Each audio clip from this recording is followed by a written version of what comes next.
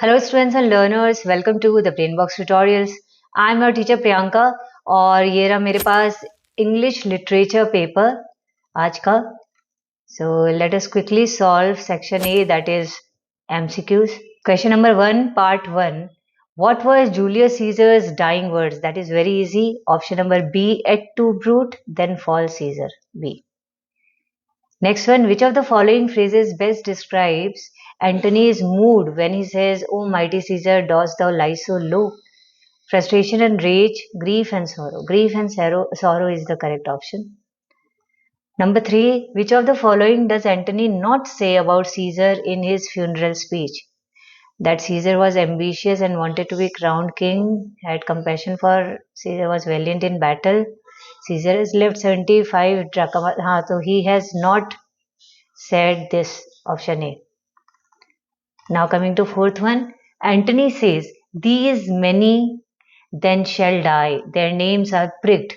These words reveal that he is ruthless, anxious, frustrated, angry. He is ruthless. Fifth one, during their quarrel, Brutus says to Cassius, "Away, slight man." Brutus' tone in the above line can be best described as disappointed, argumentative, vengeful, dismissive. Dismissive is the correct option, number 5. Number 6, towards the end of the play, Pindarus reports that Titanus had been captured by enemy troops. What does Cassius do on hearing this news?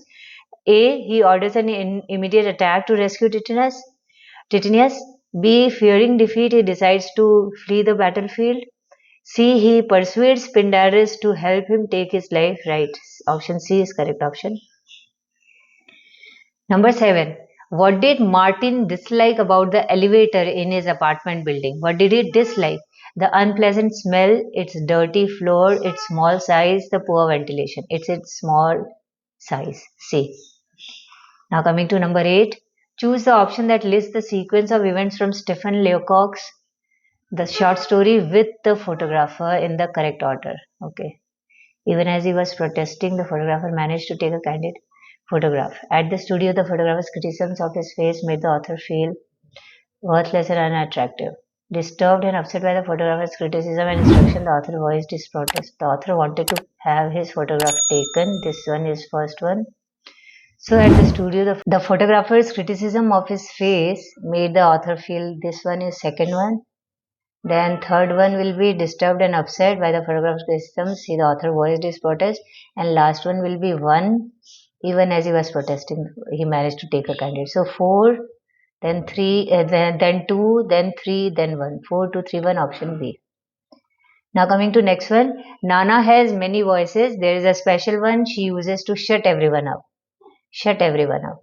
What do these lines from Amma Ata Aidu's short story, The Girl Who Can, tell us about Nana? That she is a loud, rude woman, that she has a strong, powerful voice, she can speak many languages, she dominates the household. She dominates the household.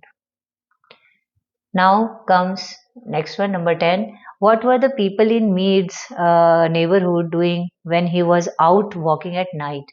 They were watching television. Option A is correct. In next one, number 11. In Alphonse Daudet's short story, The Last Lesson, Franz says that all our bad news had come from there. What does there refer to? The school building. Number B, the bulletin board. Number C, the clock tower. Number D, the town hall.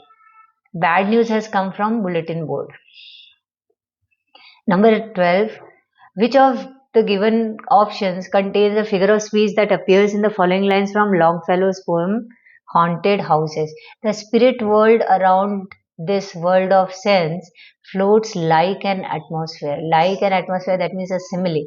A, strange, it's a huge nothing that we fear. When worst was spectre grey, and 100 years should go to praise thine eyes. She swears like a, here it is, like a flower. Number 13, the mood of the poem when great trees fall moves from dash to dash. This will be fear to hope, option D. Now comes 14th number. In the poem The Glove and the Lions, King Francis exclaims, "Rightly done." What action of Count de Loge does he applaud when he says this? leaping into the pit full of angry lions, retrieving the lady's glove from the pit, flinging the glove angrily in the lady's face. Yes, number C. Now next 15th one. Select the option that shows a correct relationship between statement 1 and statement 2 based on the poem A Considerable Speck. Statement 1 is the mite on the paper ran, crept, faltered, hesitated and cowered. Statement 2, the poet narrator realized that it was an intelligent living creature. So one is true, two is false, one is false, statement 2. One is the reason for statement 2. Yes, option number C is correct. Now coming to last one, 16. Sukumar Ray's poem, The Power of Music, can be classified as a nonsense verse. Option A is correct. So 16 were, I guess they were all easy. You tell me in the comment box how much can you get out of 16 in this. Then comes drama portion. Antony, pardon me, Julius. Here was the bed. Acha, this one. Then Julius Caesar Act 5 Scene 3.